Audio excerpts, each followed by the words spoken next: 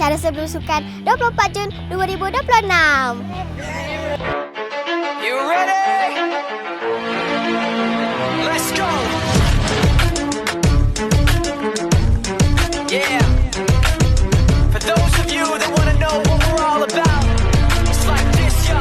This is 10% luck, 20% skill, 15% concentrated power of will, 5% pleasure, 50% pain, and 100% reason to remember the name. Saya Syah dan saya Saidah. Jom ikuti kami sehingga penghujung rancangan.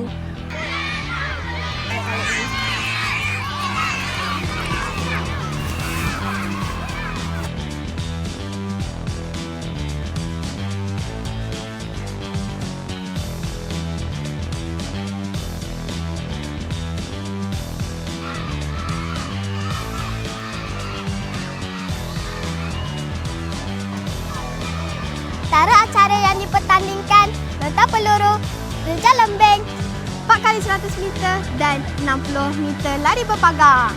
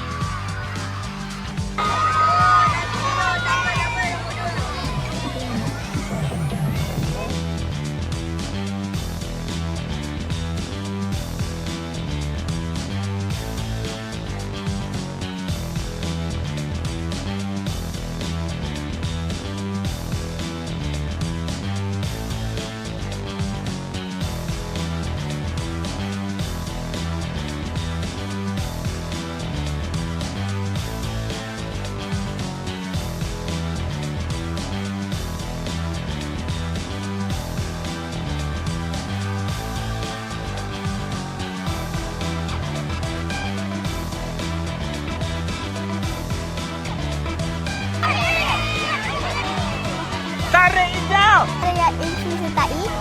Pada tahun ini saya sertai lontar peluru, ketua pembarisan, renjang lembing, tarik tali dan juga jom sokong rumah hijau. Saya sertai renjang lembing, lompat pagar dan 4x100. Marilah semua sokong rumah merah. Agak, rumah mana yang Johan pada kali ini? Rumah hijau. Dah Cikgu Zamir. Cikgu Zamir, agak-agak pasukan mana yang bakal Johan kali ini? Cikgu rasa pasukan yang bakal Johan kali ini semuanya berpotensi untuk Johan. Okey, terima kasih Cikgu Zamir. Bye. Jom terjas sewaki. Pasukan manakah yang paling berdisiplin? Pasukan yang berdisiplin setakat ni pasukan PPKI. Okey. Yang berdisiplin. Okey, terima kasih Cikgu Sewaki. Terjas Cikgu Abot. Cikgu Abot. Ya, Pasukan manakah yang paling mantap? mantap banyak. Tapi dah tentunya rumah biru dan kuning akan fight. Yang lain mampu tengok je. Okey, jom terjas Cikgu As. Cikgu As, Ya, di manakah tempat kejohanan olahraga kali ini? okey. Kejohanan olahraga SKKBSR kali ke-20 akan diadakan di Stadium Tengku Abdul Rahman. Paroi, jangan lupa untuk hadir. Mari. Terjas Saza Husna. Saza. Ya, saya. Rasa-rasanya kan pasukan pembarisan mana yang pakai Johan?